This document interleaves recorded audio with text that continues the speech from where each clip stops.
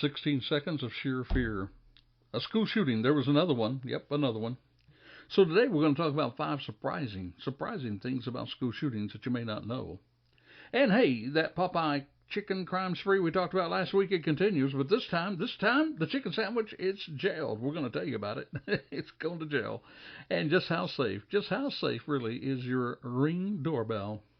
That Ring doorbell on your door, how safe is it? We're going to talk about that. Give you the answer. That along with crazy crooks, cybercrime, and more on what I like to call the fastest 30 minutes of crime talk. Charlie Crimebuster.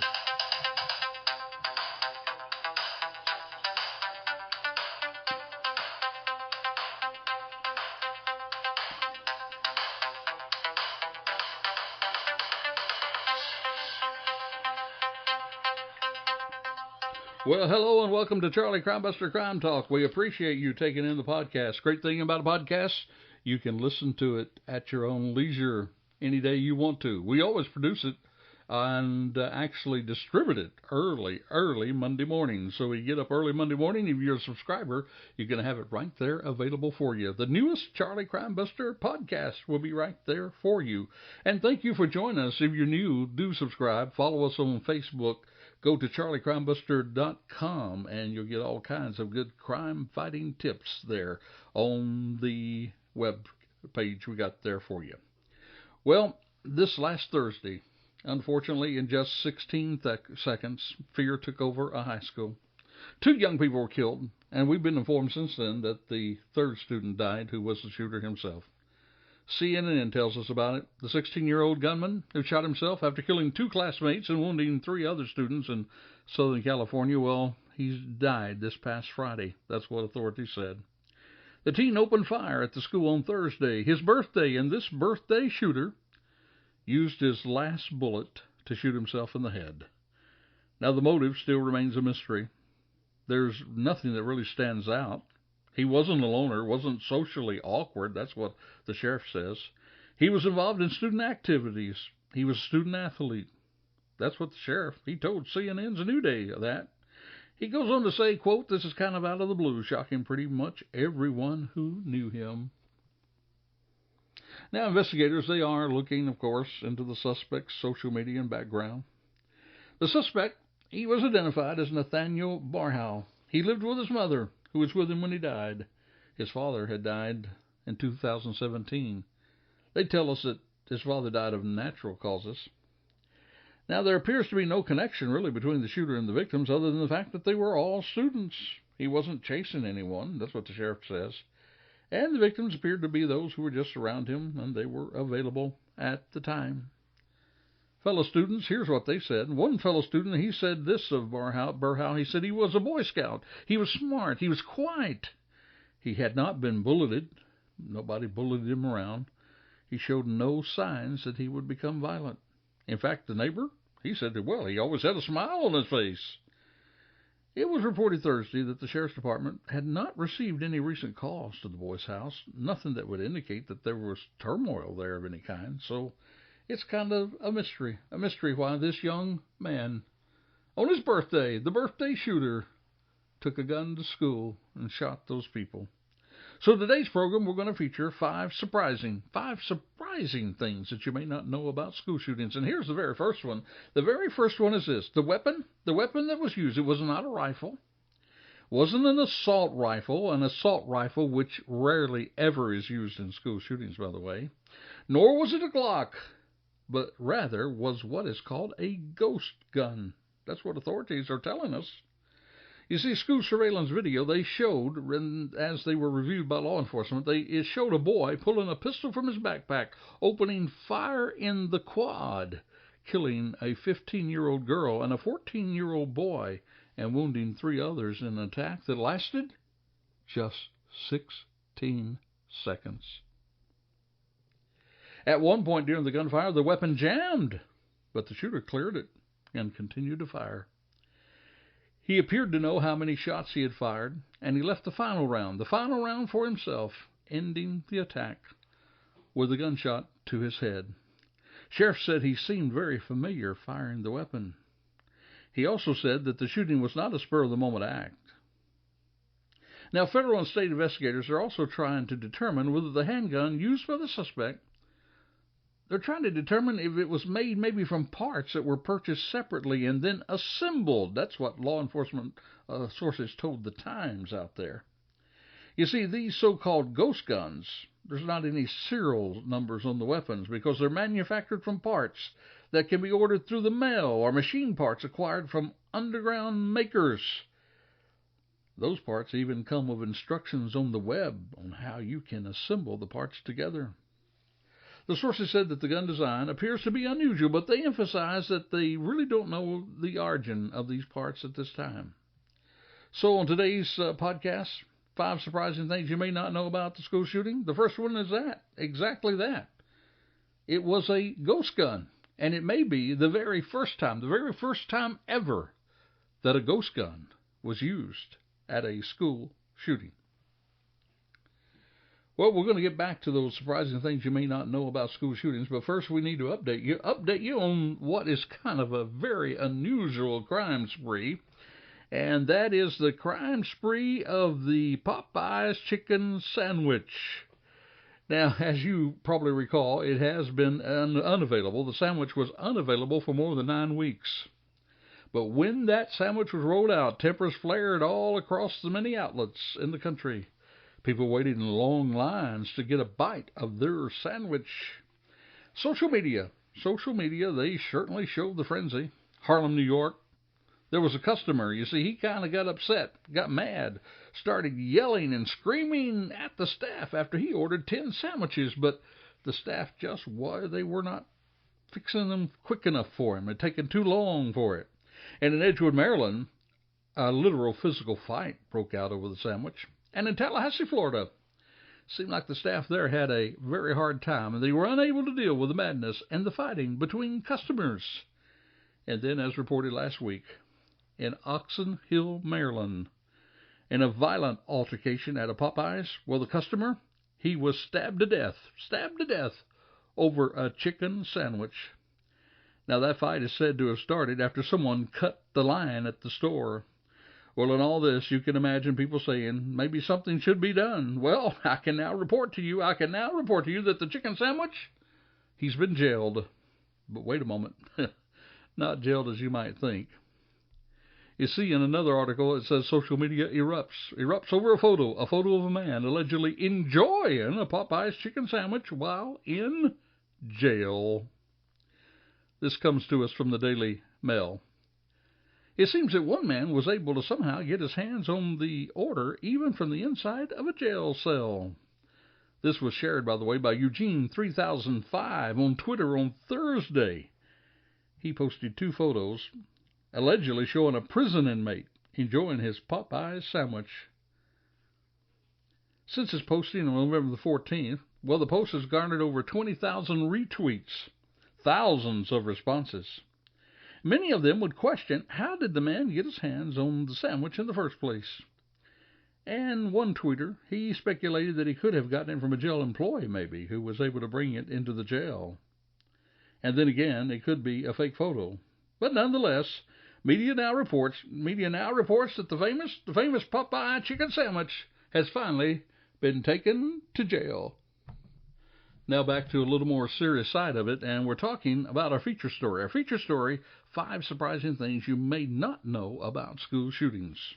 The first one was the fact that a ghost gun, it may have been the very first time, the shooting past Thursday, may be the very first time a ghost gun was used in a shooting. Here's the second surprising fact you may not know, and that's this, friend. Our children and teens, now listen carefully, are more likely to be shot at home and in the neighborhood than at school. You see, in fact, a safer place for our students to be protected from gunfire is indeed our schools. Now, wait a minute, consider this. With daily gun violence impacting children between the ages of 1 and 17, this is from Brady. You see, the Centers for Disease Control, the CDC, they provide annual gun fatality data. They use data from the most recent years available, that being 2013 to 2017. And Brady established 5-year averages to represent annual gun fatalities in the most accurate way possible. And listen carefully. Every day, every single day, 21 children and teens ages 1 to 17 are shot in the United States. That's according to the New York Times. You see, the attack at Sargis High School in California on this past Thursday, well, it's at least the 11th this year on a high school or college campus, which resulted in 6 deaths. Did you hear me? 6 deaths all year long. But every day, 21 children and teens are shot. 4 of them die from gun violence. 2 are murdered. 17 children and teens survive gun injuries. 8 are injured in an attack. 2 children and teens either die from suicide or they survive a suicide attempt. And 8 children and teens are shot in instances of family fire. That would, by the way, include a shooting involving an improperly stored or misused gun found in the home, which results in injury or death. So it is a fact that kids are safer from gunfire in their schools than at home and in the neighborhood. Schools all year long, 6 deaths. 6 deaths. Home and neighborhood, every single day, 21 are shot. 4 die every day. School all year long, 6. Every day, 4. Now, this is not to say we should ignore gun violence at the school level. School shootings get media attention, and we all need to be concerned about children and teens being shot.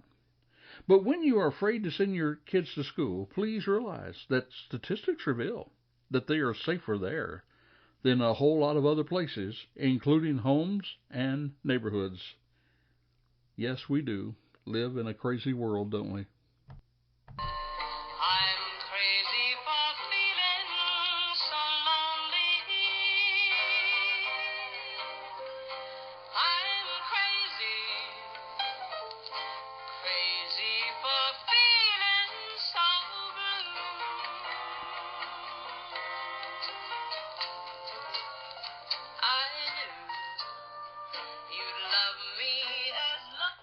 Well, there you have it, folks.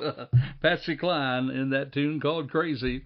Well, you may think we're crazy, but we're really not. It's just our way of introducing our next portion of the podcast, and that is it's time for our Crazy Crook story. And I'm very sorry to tell you that our Crazy Crook story this time comes from the very county that we reside in Volusia County, Florida, and it's from Port Orange, Florida. A bank robber. Now get this, the bank robber called a cab, but police said they gave him a ride instead. You see, a gun-toting man robbed a bank Thursday, and then he tried to get away in a cab, but instead he got a ride from the Port Orange Police Department. Douglas Unger, 32 years of age, he was charged of armed robbery and aggravated assault in the robbery of a Seacoast Bank at 4720 Clyde Morris Boulevard. Unger was arrested as he tried to leave, now get this, in a yellow taxi after the bank robbery, which occurred around 9 a.m. Thursday morning. You see, Unger, he walked into the bank, and as he approached the counter, the teller asked him to remove his sunglasses. That's what the report stated. He did, but he had a second pair of sunglasses underneath. He then placed a small bag on the counter, pulled a gun from the back, and ordered the teller to give him all the money, warned the employee not to give him any dye packs or tracking devices. He pointed the gun at the teller, and he threatened to shoot her. He then warned employees to wait 5 minutes before setting off alarms, or he would shoot them through the windows. That's what the report stated. Well, the Port Orange police, one of the police officers, responded to the bank robbery. He spotted a yellow cab with a passenger in the back seat leaving Circle K gas station at 1591 Clyde Morris Boulevard. Police stopped the cab, and they arrested Unger without incident. The yellow cab driver, he said someone had called at 1 a.m. Thursday reserving a ride at 9 a.m. at 4700 Clyde Morris Boulevard. The cab driver said that almost 10 minutes after he got there, Unger then got in the cab, and he asked for a ride to the Orlando International Airport. The cab told Unger that he needed to get gas for the trip, so he pulled into the Circle K to fill up, and as the taxi departed the Circle K, well, the police stopped him.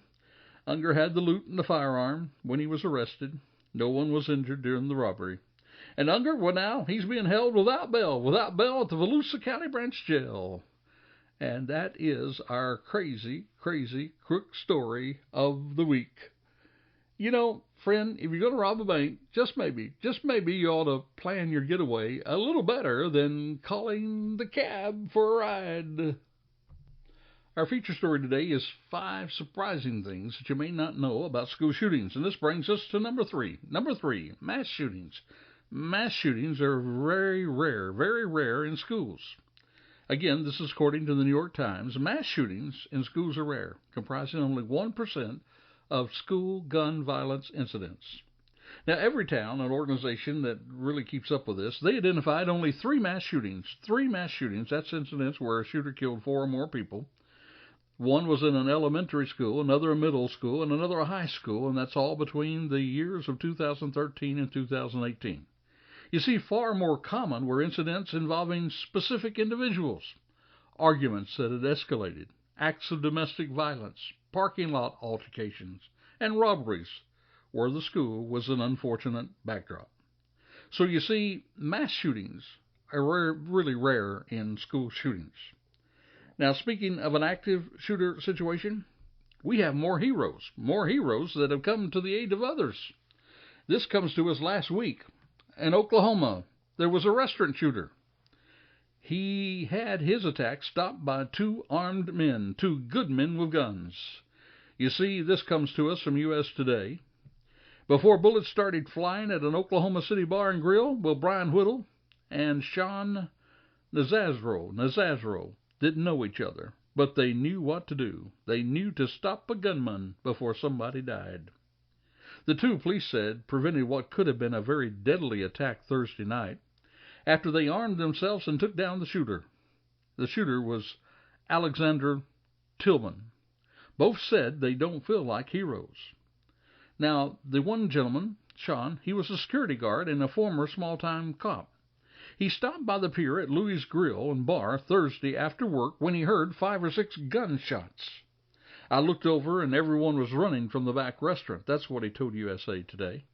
Then he grabbed his gun and holster from his vehicle and he ran toward the signs and the sounds. Well, inside the busy lakeside restaurant, tables were knocked over, a glass door was shot out, and people were hiding in fear.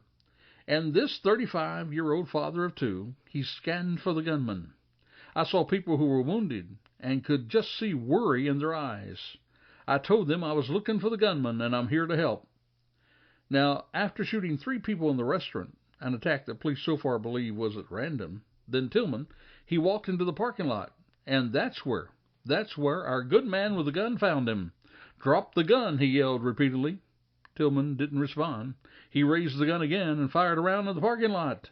And then our hero, he fired 2 shots, and he says he just fell to the ground. Now, despite a restaurant full of innocent lives, they were potentially saved. But this gentleman who was a security officer and had been a small-town cop, he said he doesn't feel like a hero. He said, "I just can't understand being called a hero when somebody's life was taken. I just did what I had to do. I'm very glad that no innocent lives are taken, but ultimately there was a life taken." Now, there's a second gentleman, a guy by the name of Whittle, Brian Whittle. He also went to his vehicle to get a handgun to confront the shooter. And him and the other gentleman, they didn't cross paths during the time. But he said that the second armed citizen came to the rescue. It was Brian Whittle, 39 years of age.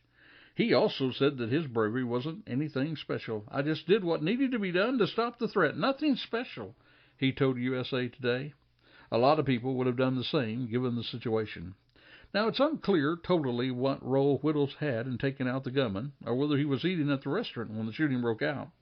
Whittle's family, they told ABC News that he had been with the National Guard for 2 decades. He had previously served in Afghanistan. And so here are 2 new heroes, 2 good men with a gun that stopped a bad man with a gun in Oklahoma just last week. Well, we're talking about 5 surprising facts that you may not know about school shootings. And this brings us to our very 4th one. And that's this. School shootings are but an extension of our home and communities. And unfortunately, they reflect what is happening in our streets and our homes. You see, as a country in general, we are showing a disrespect to life itself. And the one thing that really keeps us safe in life more than any other, it's not the police, it's not the military. You see, police do not escort you to your job and stay by your side day by day. Police actually enforce the law more than they protect.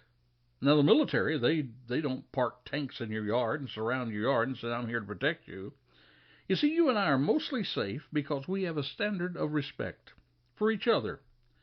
We drive on our side of the road. We stay in our lane. We abide by laws and we obey the rules. It is when we fail to respect that standard and physically assault someone, use a weapon on someone, somebody rapes somebody, they kill somebody, that is when danger is reflected. And a school shooting is when someone violates that trust. They fail to respect life, and it causes irreversible harm. We're seeing that disrespect every day. Remember when I shared with you earlier how many children and teens are shot every day? Listen to this. Listen to what happens every day in the United States. You see, every day in the United States, there's a total of 310 people who are shot. Now, among those, 100 people are shot and killed. 210 survive gun injuries. 95 are injured in an attack. 61 die from suicide. 10 survive a suicide attempt. 1 is killed unintentionally. 90 are shot unintentionally. 1 is killed by legal intervention. 4 are shot by legal intervention. 1 die, but the intent is not known. 12 are shot, and the intent was unknown. You see, my friend, every single day, people die from gunfire. And that is really the real problem that we're looking at in this country. It is a lack of respect for one another, a lack of respect for life. Well, before we get to our fifth surprising fact about school shootings, let me ask you a question. How safe is the Ring video doorbell?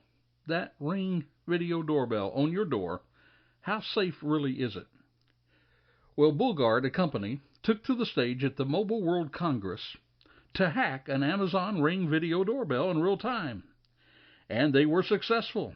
They took advantage of a security breach that could leave audio and video transmission exposed to third-party attackers. But stay with me for this whole thing, please. Don't take away your doorbell yet. There's some good news. Well, the attack, it was a bit of a complicated one, but it kind of works like this. An attacker will gain access to a person's Wi-Fi network, either by guessing the password or cracking some kind of encryption thing, or maybe just getting to another smart home device connected to the same network. The attack requires the Ring owner to be connected to the same network as well. Now, once connected, that attacker can then see the audio and video as it's transmitted from the Ring video doorbell to the Ring application used by the owner. That footage is unencrypted when transmitted, and it's very easy to intercept once the hacker has gained access. Now, being able to access the video and audio from the doorbell, then that makes it easy for the hacker to spy on the homeowner or any other member of the family. But the attacker could take it just a step further. They could actually inject their own footage. You see, that might include taking footage of a family, friend, or another regular guest at the home, like a babysitter, knocking at the door, which the hacker might use to trick the homeowner into unlocking the door remotely.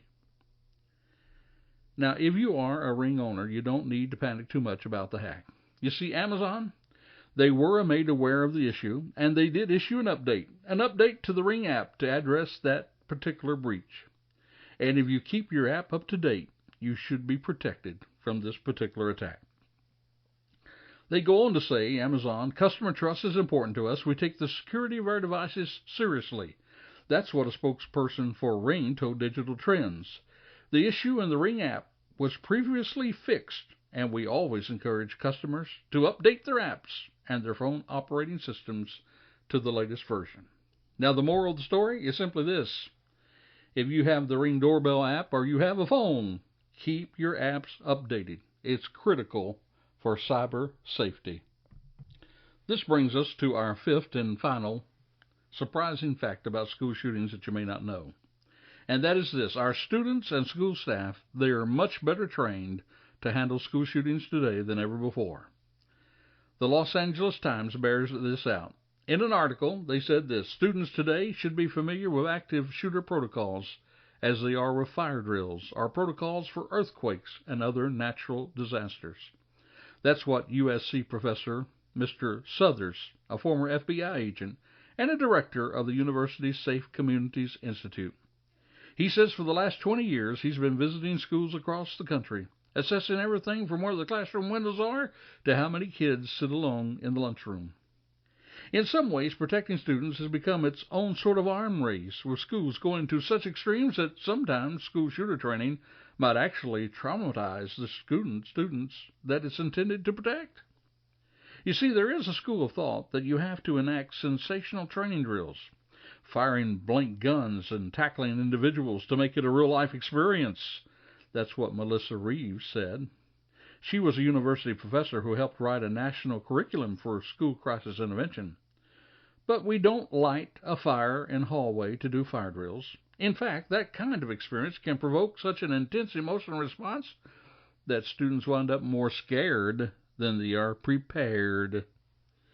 You see, most students prepare teachers and students as Saugus High did, with routine lockdown drills, often built on all kinds of survival options, and the most famous being run, hide, fight. Critics worry, though, that that's not enough to equip young people, that students will panic and freeze when a real crisis occurs.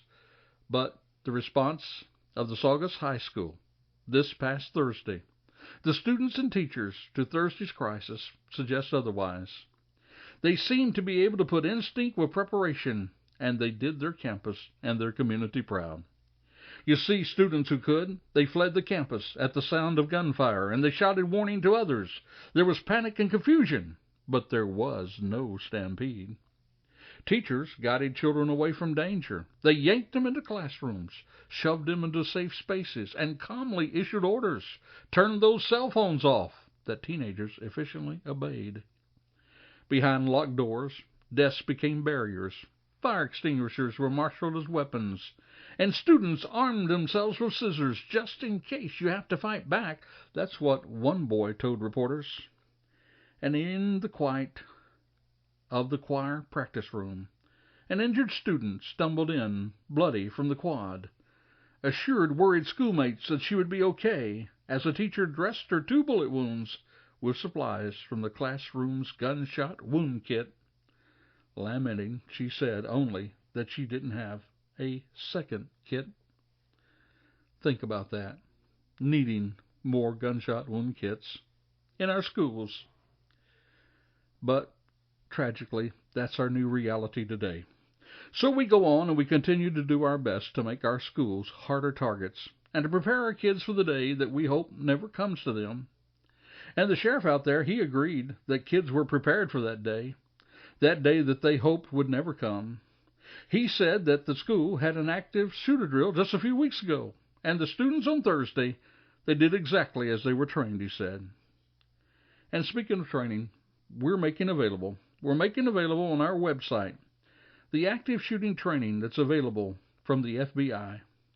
And at Charlie Crimebuster, we always try to give you news that you can use, complete with crime tips on today's show. And we're posting that video. From the FBI on what to do if you are found in a mass shooting situation, an active shooting situation. What should you do? Well, friend, let me encourage you. Go to our resource tab there on charliecrimebuster.com. And under the crime fighters, you're going to find the training on an active shooter. So let me encourage you to take advantage of that training if you have not already. And while you're at it, please take time to like us on Facebook, follow us on Facebook, Twitter, and other social platforms. It helps us get the word out and to keep people a little safer in life. So till this time next time, this is Charlie Crimebuster here saying, stay alert, stay safe, for the life you save, it really might be your very own.